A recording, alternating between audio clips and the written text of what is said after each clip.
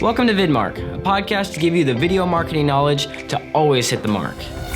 Let us help build your confidence with video strategy and content creation best practices. Join us weekly for pro tips and guest interviews as we explore the powerful communication tool of video. It's time to boost your business. Let's talk video.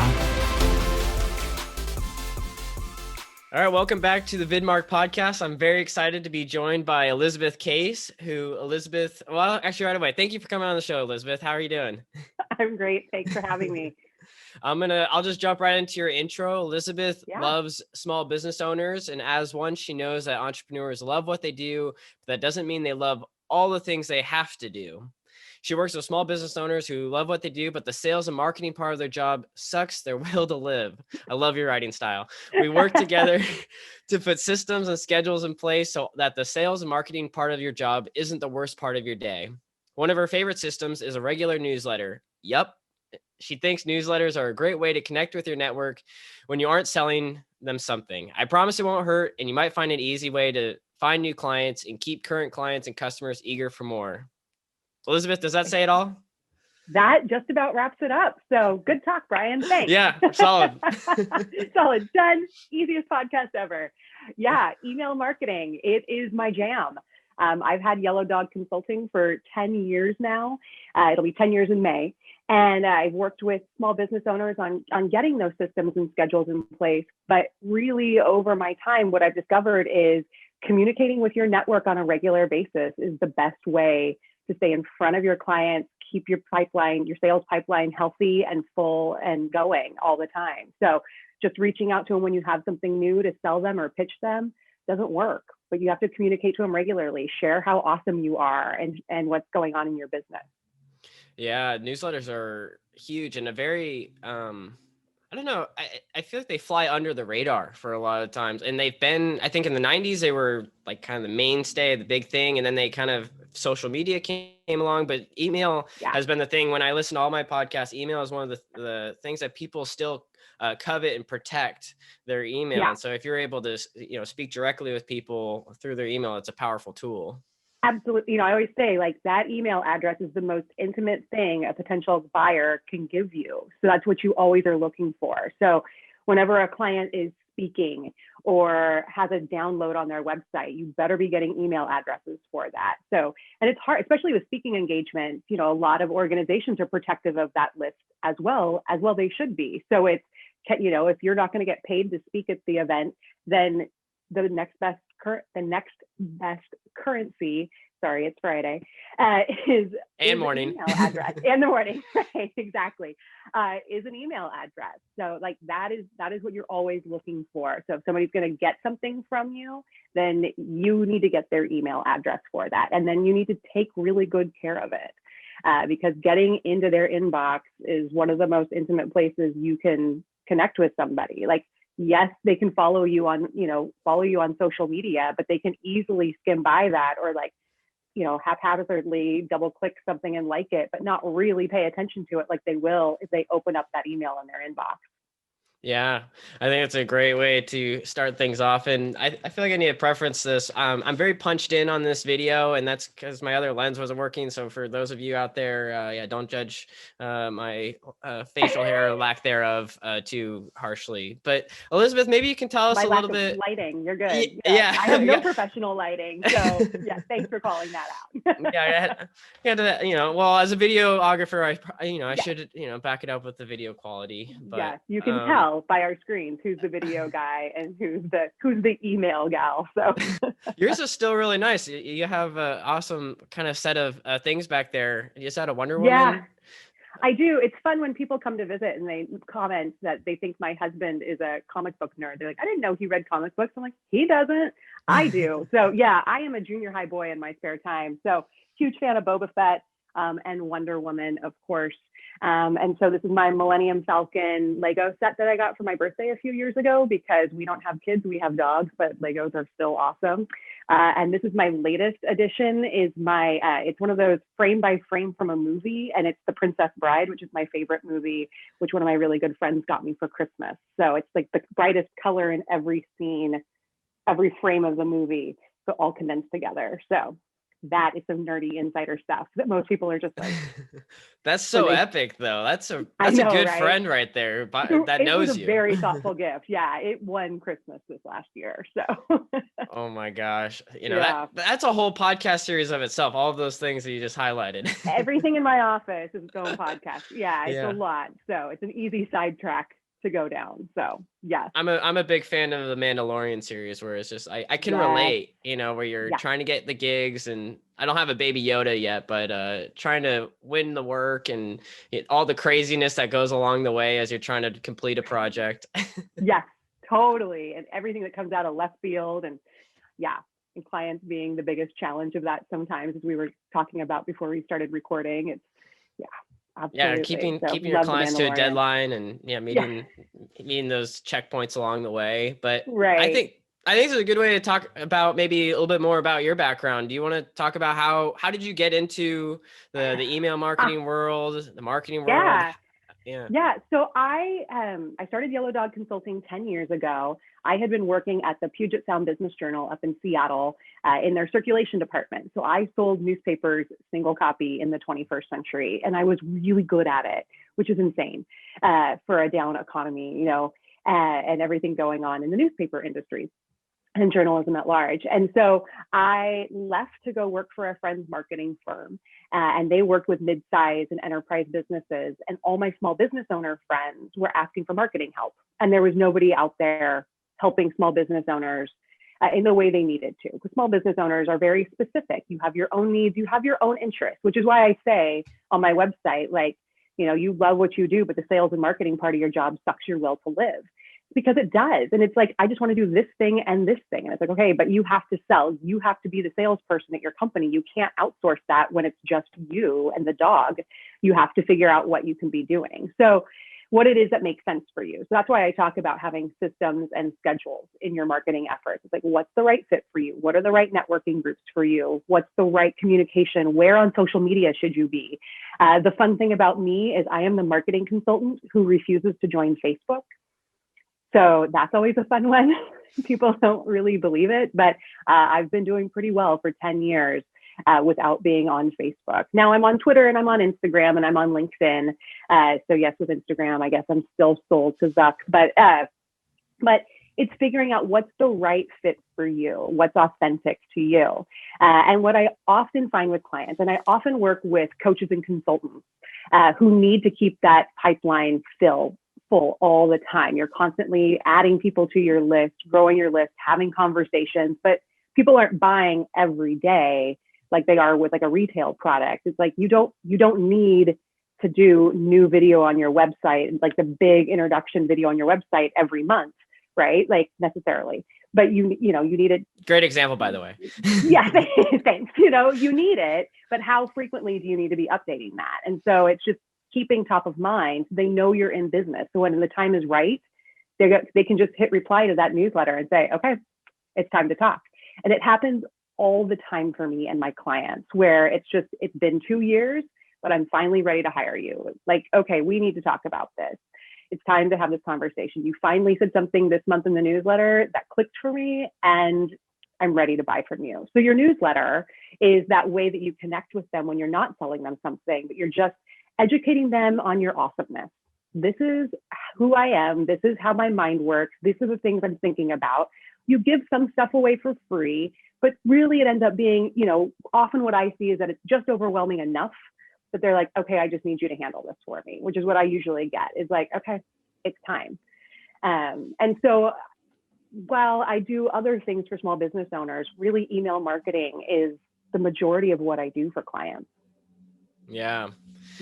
I think that's awesome. And then that example you had of the 2-year time period where someone, like they're getting those emails every month and maybe they're skimming them, but you're creating that extra touch point. And you mentioned some of these other tools like, Facebook and LinkedIn. Those are just tools for relationship building, and email newsletter is just another way to build relationships. Absolutely. I talk a lot about follow-up as well. I always say there's thousands of dollars I don't spend every year because people didn't follow up with me. And so I use my newsletter as a follow-up tool.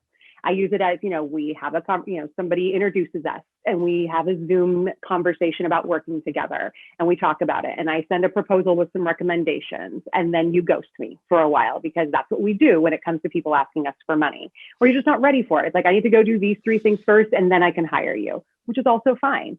And so that newsletter is that way that you're still dripping to them without reaching out once a month and being like, hey, do you want to hire me yet? Hey, do you want to hire me yet? You're just like, hey, here I am. I'm alive.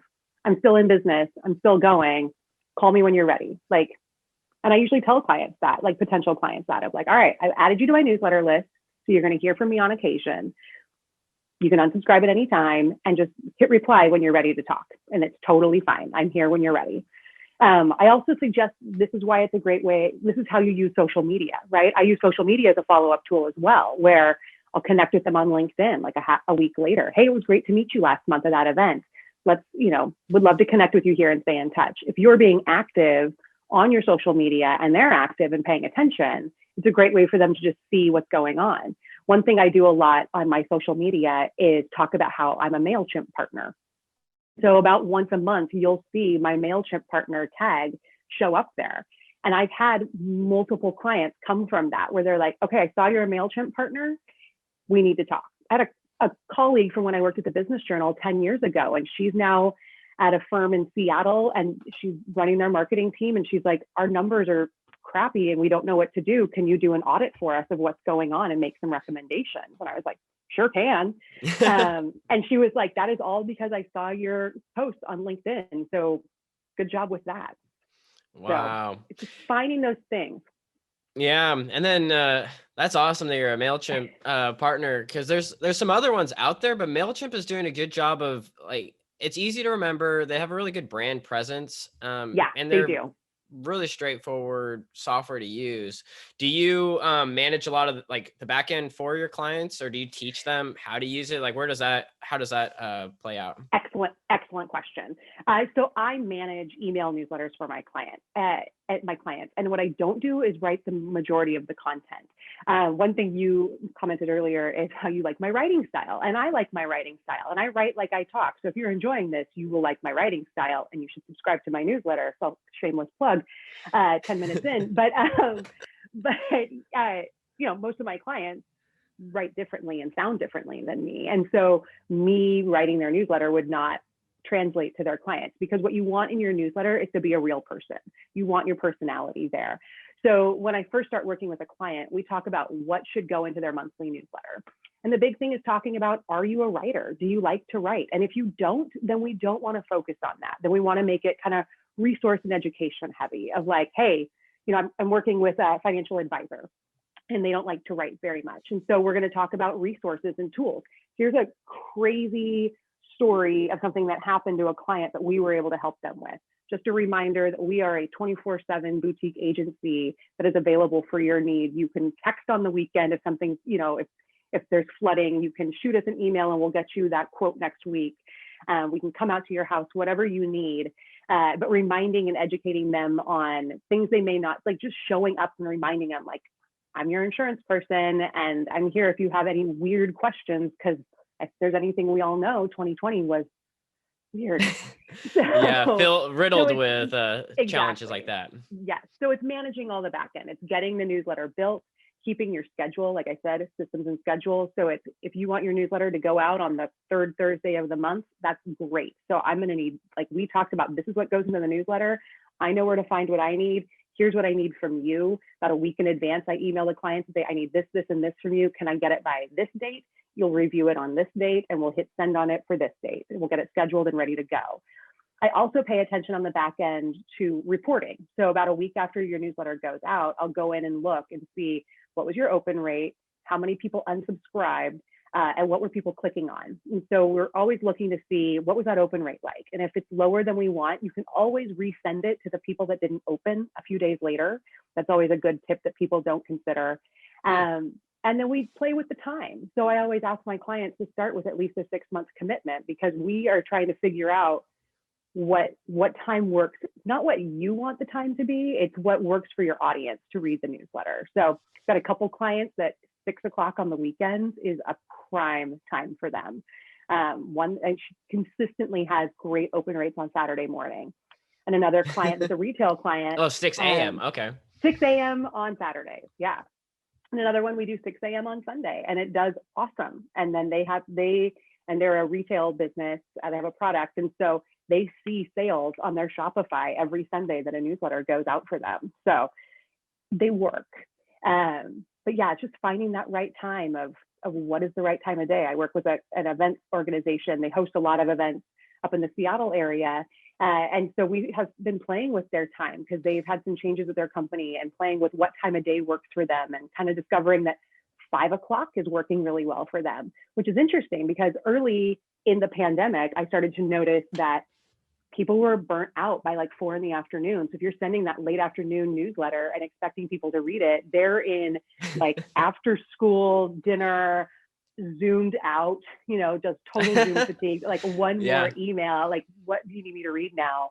And so it's kind of figuring out what works. And there was a lot of playing with that in 2020 to figure out, because obviously a lot of things changed in 2020 for us. So yeah, did you have to shift a lot of strategy with some of your clients, where things that maybe worked in 2019 had to be completely revamped because people are more at home or more connected to their computer?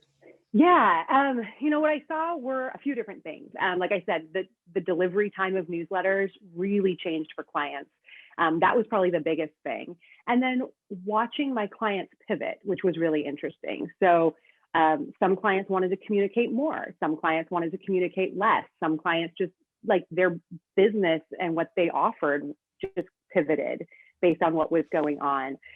Some clients decided that with the Black Lives Matter movement that surged into the summer, that they wanted to acknowledge and address that.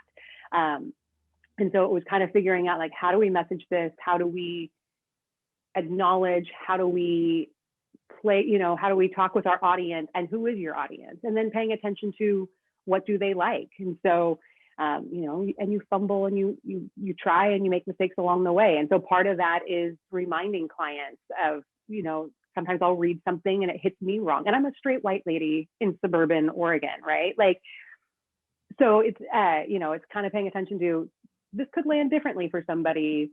How do you feel about it? And just kind of pushing back and saying, I know what you're meaning to say here, but I just want to point it out to you. Yeah. Just being cognizant and sensitive of everyone, and just making sure, things, exactly. Because especially with, written copy and an email, like it's got to land correctly. And, I didn't even think about that. You need to kind of make sure that for every person. So would you recommend people have like a committee of people review the email before it goes out? Send it over to you first, and you'll kind of, shop it around.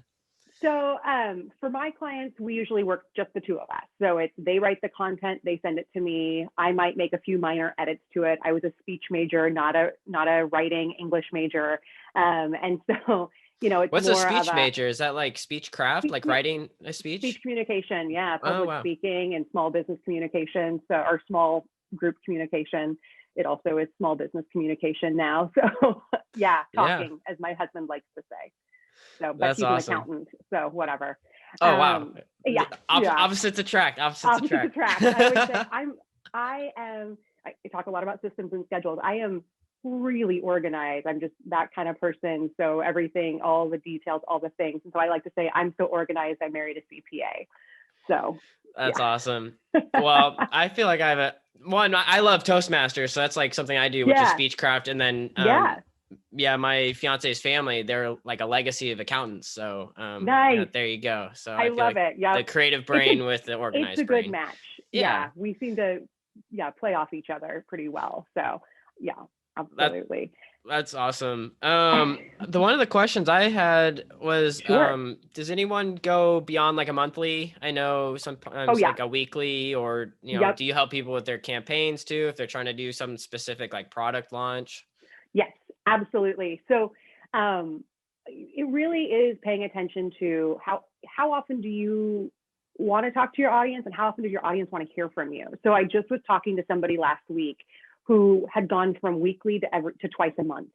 She was just like, my numbers are down. I don't know what to do. And so decided, she's like, monthly was too much to like weekly was too much to manage. So I think I can do twice a month, and I think that'll be okay. And I'm like, all right.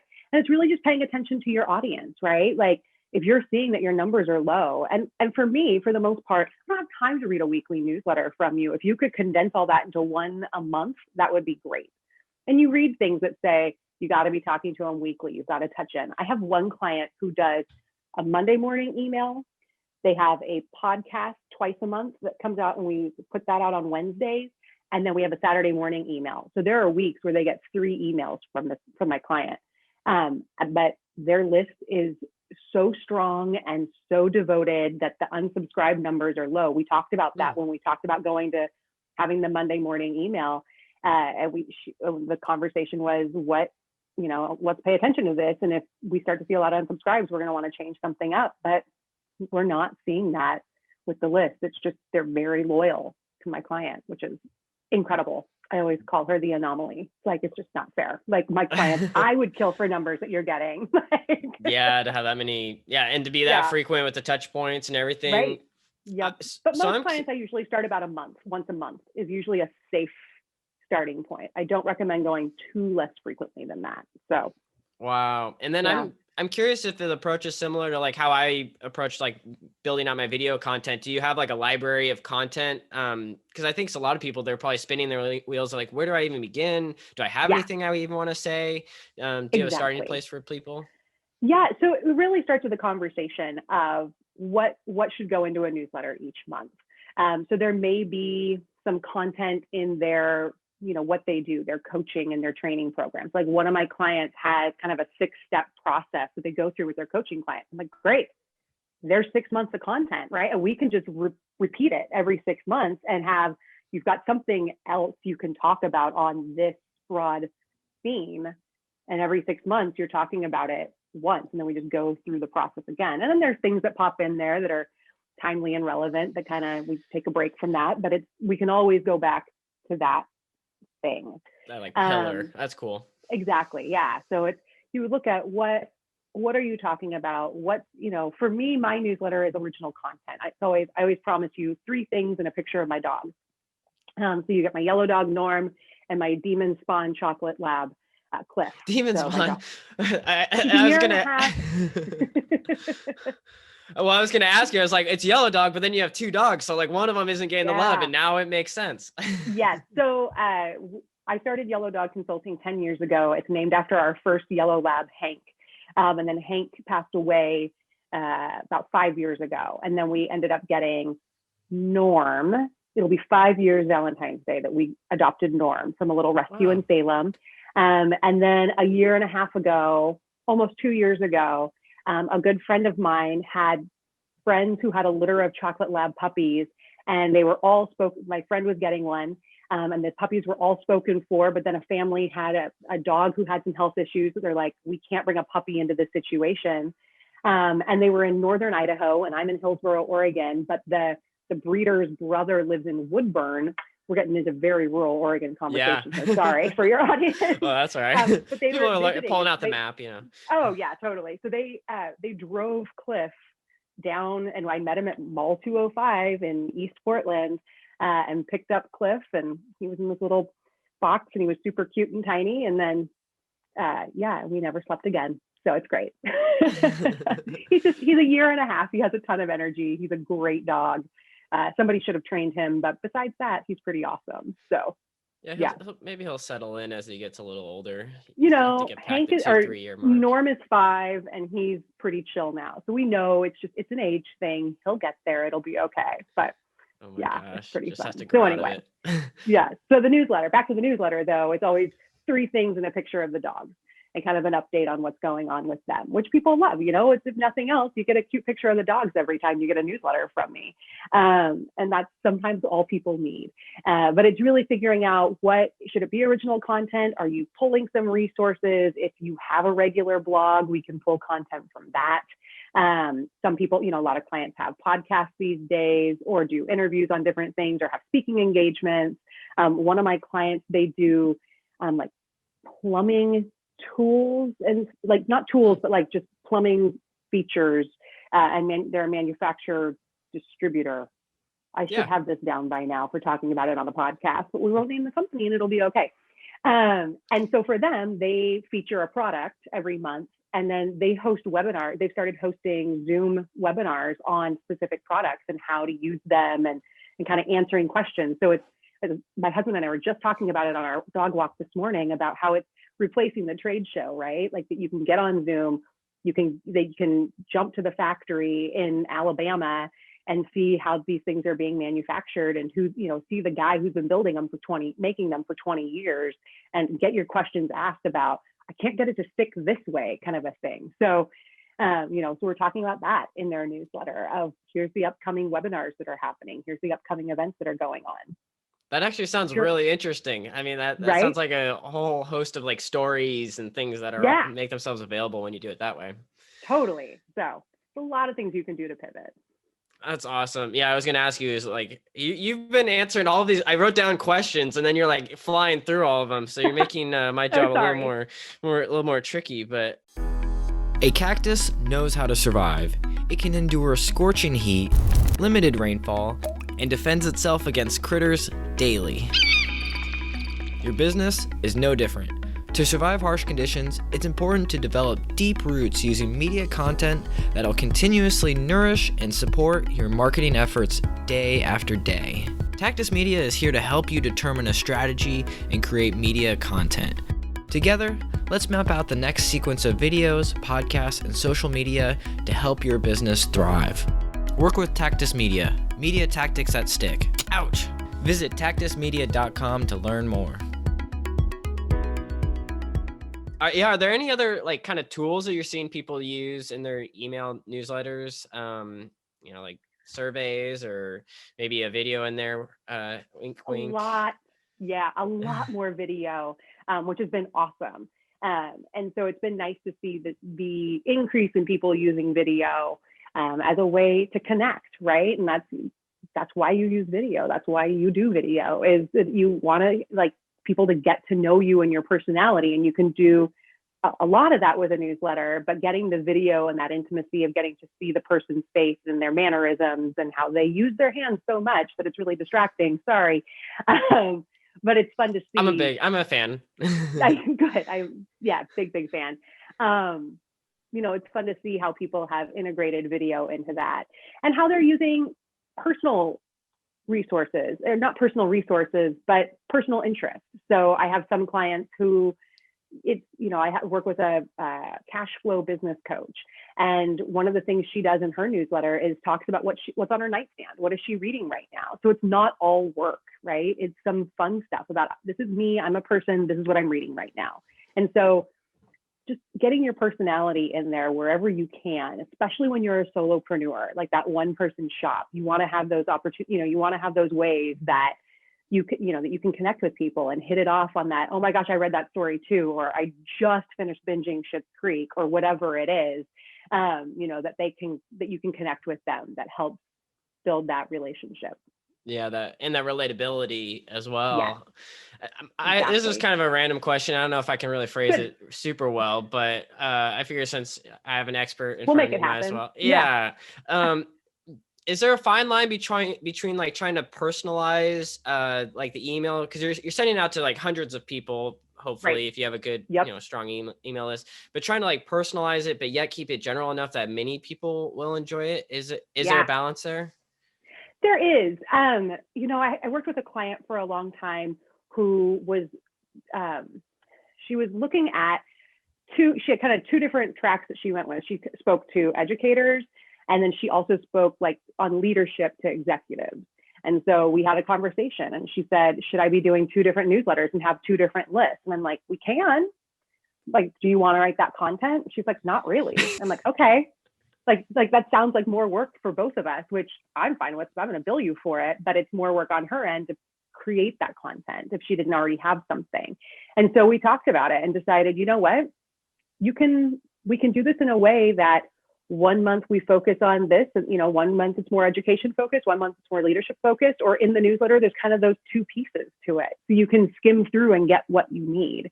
And so, yeah, it is hard. And I have some clients that we do. And that's where, if you want to get technical into the Mailchimp stuff, that's where tagging comes in, right? Like you can segment your lists and have groups and only talk to certain people about certain things. Back to the manufacturing company I was talking about, we have a crazy set of tagging system in there by the state they live in and what their industry is, because they are only allowed to sell to certain people in certain, like they have territories for different products they sell.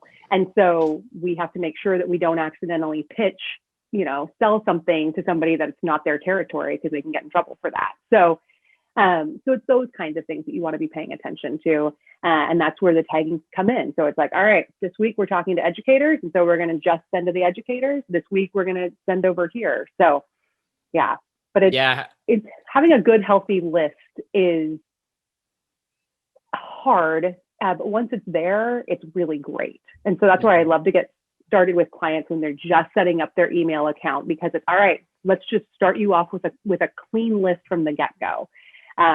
In fact, I just was talking to a client yesterday and they were asking about, they're like, I think I need another audience, which is what they call a list in Mailchimp. And I'm like, well, what would you use that for? And why would you do that? And he was like, he's like, maybe I don't. I'm like, that's what the tagging is for. And we can create groups and segments and tag them all so that we know who's who and where they've come from, instead of playing between multiple lists.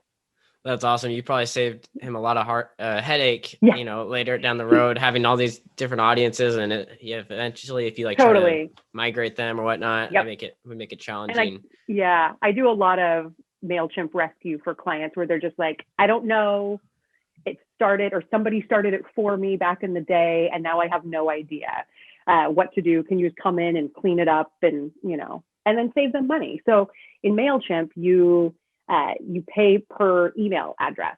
So if you have the same email address on 3 different lists, you're paying for it 3 times. And the thing that I love about Mailchimp is that it's free for up to 2,000 email addresses. So for a small business owner starting out, you can start sending a newsletter at no cost, which is awesome because money is an object as a small business owner. Like we only have so much of it. And that's why I like it. And so it's figuring out like, how do we clean this up and save you money? I started working with a company that hosts, like I mentioned earlier, they host a bunch of events. And so they had a person in there previously who'd been making a list for each thing. And I went in and I saved them a lot of hundreds of dollars a year by cleaning up their list and just tagging everything and getting it all into one space. Their operations director was thrilled with me, and my bill always gets paid on time now. So wow. Yeah, that sounds, just being organized and you kind of have to, it's a necessary thing, especially when you're sending out emails and multiple ones. Right. And making sure you're talking to the right people. Exactly. Yeah. Well, clearly you're passionate about the work that you do, Elizabeth, and it's really fun to hear you talk about this. What's your favorite part about the work that you do? I love the people I get to work with. I have some awesome clients. They are so much fun. And they all do something different. So it's never boring. It's not that I work with 20 dental offices and I'm trying to make, filling sexy. I do work with a dental office and they are fabulous. They're pediatric dentists and they're super fun. And their fillings are sexy. And their fillings are sexy. Yes, exactly. So as sexy as they can be for a 7-year-old. But so it's super fun to just, everybody's a little different. And how do you get their personality in there? And, how do we manage that? And how do we help support and keep people going and paying attention to their list and playing and pivoting? And it's puzzles and challenges every month to figure out like, all right, why didn't this work? And we thought this was going to crush it. And we missed the mark. And what do we need to change for next time? And so there's always fun challenges.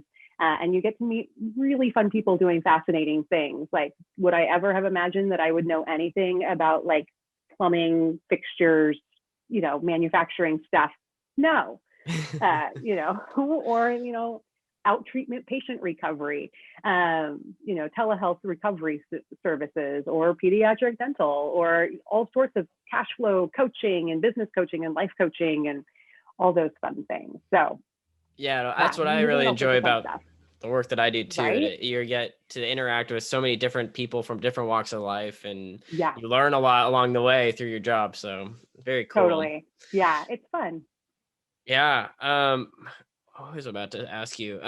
So people are probably listening, really excited, wanting to maybe get like their email newsletter started. What does Yeah. that process look like for starting with you? Should they subscribe to your newsletter? Should they just check out your website? What's a good way of Yeah, getting started? absolutely. Yellowdogconsulting.com is the best place to start. And you can contact me if you're like, I need help. Let's do this. If you're like, she seems sort of legit, I'm not sold yet.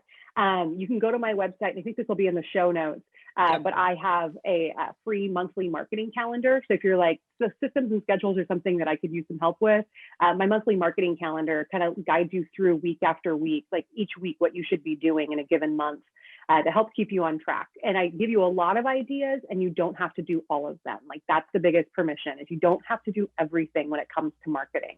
But you should pick a couple of things that work for you and that are authentic for you and work for your audience. And then I also have follow-up templates on my website. They're my Kickass Follow Up Templates to grow your business. And you can download those. They are $49, but there is I believe I gave you a code. I'm going to look really quick and make sure I know what I have it in here. Yeah, good. It's in the show notes there. So use the code VidMark to check out that branding. And they'll be 50% off. You're welcome. So if follow-up is something that was interesting to you and you struggle with, I give you some great templates and a Google sheet that you can be filling in to track as you're talking to people, so you don't accidentally overwhelm them.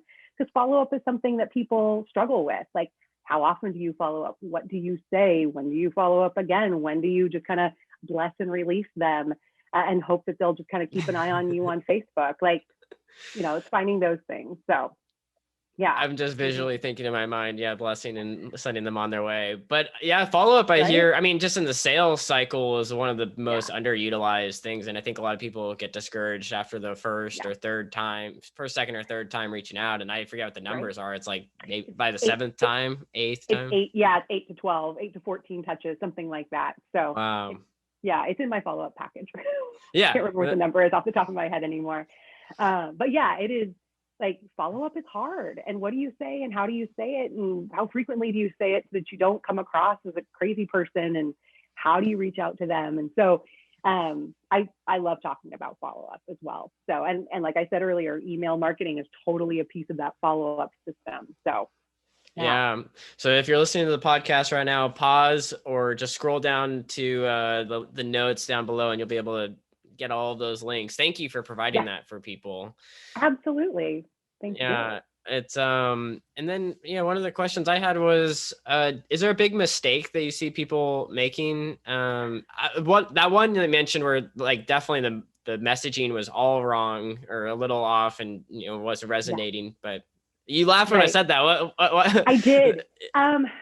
My biggest pet peeve in email newsletters is starting a newsletter and telling me how often I'm going to get it, because that is the best way to jinx yourself. So welcome to my new weekly newsletter. I would bet you $1,000 that within 2 months, that thing ain't weekly anymore. Like, don't tell people how often they're going to get it. Like, you can tell them when they're going to get it. This is my Saturday morning update. You're going to sometimes get this on Saturday morning. Like, you don't have to tell them the frequency with which they're going to get your newsletter until you get really consistent with it, because you don't want to overwhelm them automatically. Like, I got an email, like a welcome email from a client the other day. We're just starting to work together, some testing stuff, was reading through their welcome series. And the second one was like, you're going to hear from me once a week. I'm like, I would unsubscribe at this point. Like, I don't need to hear from you that often. Like, you're not that like, your industry is not that newsworthy. So pay attention to and play with your frequency. Like we talked about that earlier, right? But paying attention to how often do people want to hear from you? So if your numbers are lower than you want them to be, the two things I look at is how often are you sending your newsletter, and what time of day day of the week are you sending it? Are you sending it when people want to read it, or are you sending it when it's convenient for you? So schedule that stuff out. It's okay. I actually work with a client. They're an automotive company in California. Husband and wife, they own a shop, and then they bought their in-laws shop. So they own two shops that are like 20 minutes apart. And if I send the same, we do their newsletter and it's the same content, we just rebrand it because their lists are very different. And so we can send the exact same content at the exact same time. And one studio or one of their shops has a way lower open rate than the other one. It's bananas. Wow. So it's just, you have to play with that. It's not about when it works for you.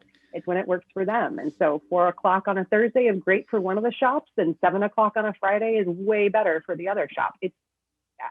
That one I do not understand. I'm not quite analytical enough to really get into the psychology behind all that. But yeah, I'm sure something will reveal itself. And like you said, it's like, the trial and error, and eventually, something will populate. That's so interesting that you brought up. Not only if you say it's going to be weekly, people are like, I don't want to hear from you. But I've also heard the other end where like someone says they're going to produce a monthly. I just recently was talking with someone that this happened to them. They started it in November because they're like, we need to start a newsletter. And they said, we're going to have a monthly newsletter. The holidays hit in December. They weren't able to release a newsletter. And then the person that worked for the company was like, oh, are we going to, produce this next one? And it kind of, they jinxed themselves through that process. So. Exactly. It's fascinating. Like every time. And it happens every January. Here we are. Here's my weekly updates for you. And I saw a lot of it in the pandemic as well, right? As businesses shut down, they realized that email marketing was like that little list they had neglected for so long, they needed to start talking to. And email marketing's been huge in 2020 and into 2021, as we've all noticed in our inboxes. And so it's, don't tell me how often you're going to hear from me. Just update, like you're struggling, just update me when you have things and keep it consistent, but don't overwhelm me. But, especially if you're like a restaurant or a retail spot where your hours are changing, the amount of people that you can have in your location are changing, like, let me know how I can give you my money. But you don't have to overwhelm me by a weekly update or telling me how frequently I'm going to hear from you. Like, we know you got a lot going on. You'll update us when you have something you need to update us with. Wow. So, yeah, that's awesome. Well, we've talked about a little bit about the past. Do you have any predictions for 2021 and 2022? Ooh, email marketing isn't going anywhere. And I think something we've kind of learned, we've all really learned from the pandemic this past year, is the importance of having a healthy list, of communicating with your list, of, communicating with them regularly and staying in touch and top of mind with them. It's a really powerful tool. And I don't, while I see the technology evolving and the resources and the software and behind the scenes stuff changing, maybe, I don't see it's not going away anytime soon. So yeah, it's done a really good job of just maintaining, still being a really powerful tool over all these years. I think email was like one of the first, ways to communicate with people through the web. Exactly. Way back in the day. Yeah. Gosh. So very, very exciting. Well, you've done a good job of flying through a lot of these questions I had. Is there anything we haven't really talked about that you think people should know?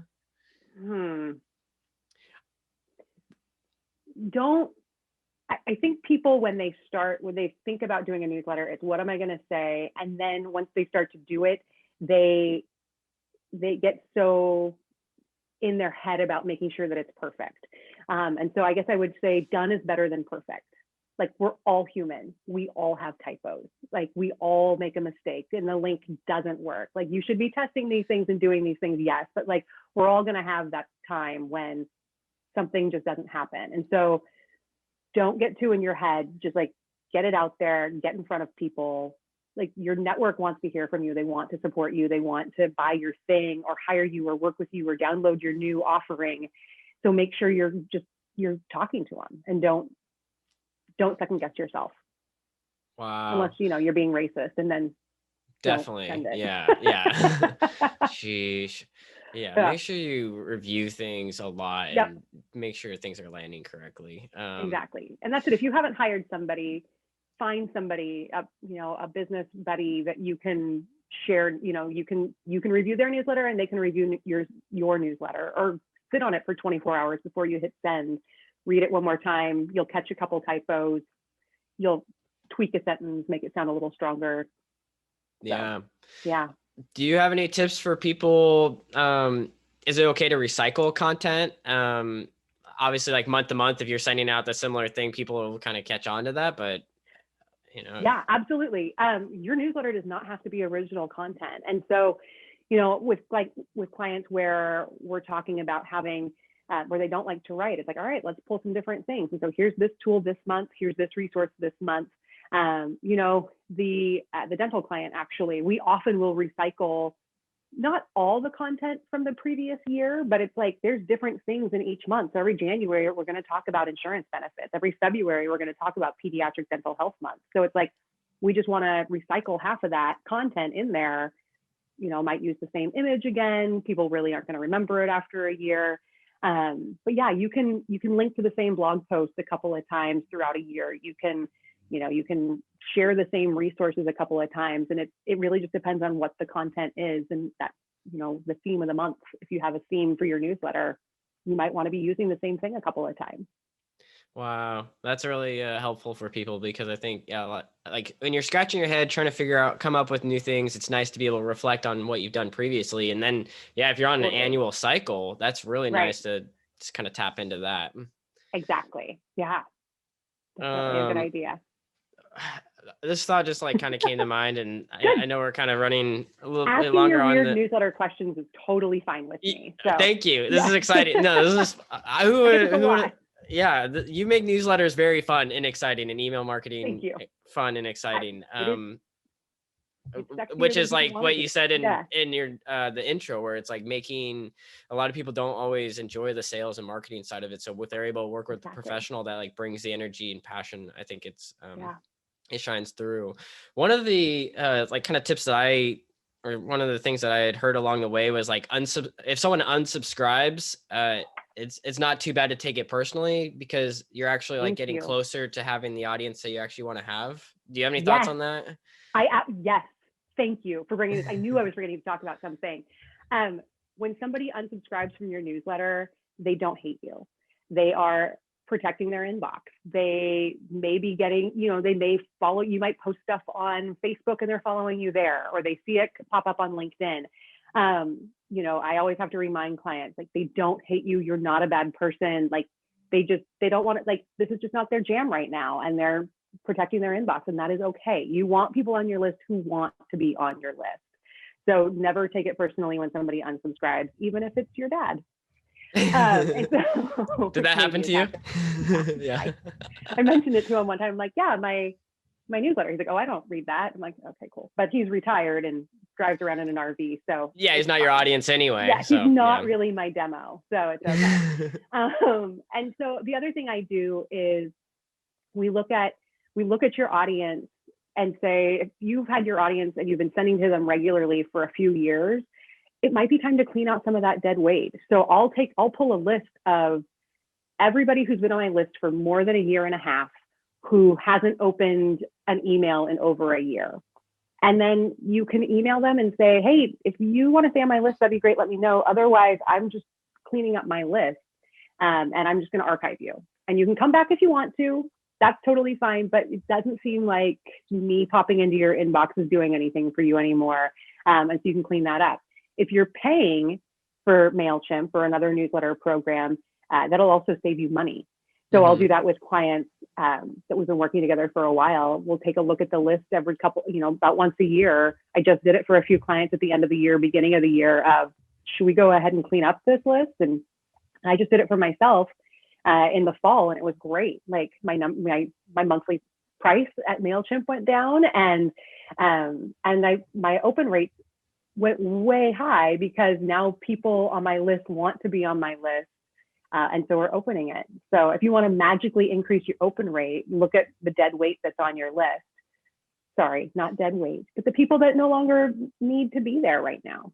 Maybe you can connect with them some other way. Yeah, that's amazing. I'm always I've as I've come to learn a little bit more about email marketing, I'm always amazed that each email actually does get like the time and attention to be like tagged or organized particularly. So you're not just add to this list of hundreds of other people. You're actually like, you're combing through and you're like, oh, and sometimes even putting little notes like what's your relation to them, or maybe even if you're doing it correctly, it plugs into like your client relationship management. So exactly. Yeah. Your CRM should integrate with your newsletter program, like set up Zapier or see if there's an integration to your email marketing program. I always say, it's implied consent. So if you're talking to somebody, a prospect, about working together and you've had a conversation, then adding them to your newsletter list, Mailchimp considers implied consent. And you don't have to say, I'm adding you to my newsletter list. You can just do it. I do it with my billing program as well. So if you're getting a bill from me, you're getting my newsletter. And then there's other programs you can look at as well and integrate that. You can add a sign-up form to your Facebook page. So if you want to get people to subscribe in different ways, like there's different ways to grow your list. And so make sure that you're not ignoring the opportunities that are out there to connect with folks. Yeah. Lots of opportunity to do so. And you probably saw Emily walking through the back around there, but well, this has been really nice chatting with you, Elizabeth. I've learned a lot, and I think the audience has probably learned a lot as well. Maybe just one more time, we can talk about some of the things in the link here or in the show notes is people can subscribe to your newsletter. They have the free monthly marketing calendar and the discount for the Kickass Follow Up Templates. Yes. Perfect. So. And then all my social media is on there too. So I'm active on Twitter and Instagram, and you can connect with me on LinkedIn, where you will regularly be reminded that I am a Mailchimp partner. That's awesome. Yeah.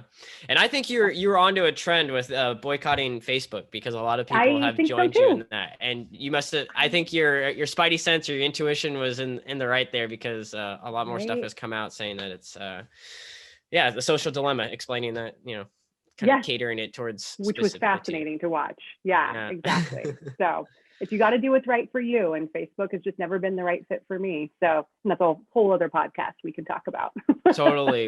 But I think, that resonates. Like pick the platforms that work well for you. I think for most people, having that newsletter, growing it from scratch, I know I'm still trying to grow mine. It's a process. Good. So it is. That's all right. I think that's probably one of the biggest things, is probably not getting discouraged like too early, and knowing that it just takes years to build a strong, healthy list, right? Yeah, exactly. And that's it. Like your list will grow, and there's things we can do to grow your list. Making sure that you're setting it up properly, that you're promoting it, right? Like I can't buy your thing if I don't know what you're doing and what you're selling. And so promote your newsletter, like, promote signing up for your newsletter, having a free download, all of those fun things. But make sure we know how to engage with you and then engage with us regularly once we've said, okay, talk to me. Yeah. So. I think it's incredible that you mentioned that it's like the new currency. Like if you're not going to get paid for a speaking gig, can you get access? Yeah. So it's like this extra thing that still provides value to you, and it can be leveraged in a lot of unique ways. Definitely. Yeah. That is the one thing I tell clients is if you're speaking, you need to be asking for that list. And then we should send a follow-up email to them after your speaking engagement. And so there's also that piece of like, okay, don't worry about writing this down. I'm going to send you the notes afterwards. Like if you give me hand me your business card and write this on it, or go to this page and sign up right here. And you'll get everything that we're talking about today. Wow. So, yeah. Well, you guys have heard it here. Lots of ideas. I know. I feel like this could be like, we could do multiple podcasts off of this one. So thank you, Elizabeth, for coming onto the show. You're very welcome, Brian. Thank you for having me. Yeah, I just want to acknowledge you and all the great work that you're doing for helping people, and one email at a time. And thank you for helping people with their emails, so people don't get inundated with these I don't know, old school style, gaudy looking old school making email better. Yeah. Making the world a better place. So I try. So awesome. Well, awesome. Right. Thank you, Elizabeth. Have a good weekend. And thank you so much. Thanks, Brian. Appreciate this. Talk to you soon. Thanks for tuning in to VidMark, a place for all your video marketing needs. Be sure to subscribe on your favorite platform and tune in every Thursday morning on either iTunes, Spotify, YouTube, and more. For a behind-the-scenes look and some bonus tips, you can follow us on Facebook, Instagram, and LinkedIn. Until next time, good luck with your video marketing efforts, and remember, always hit the mark.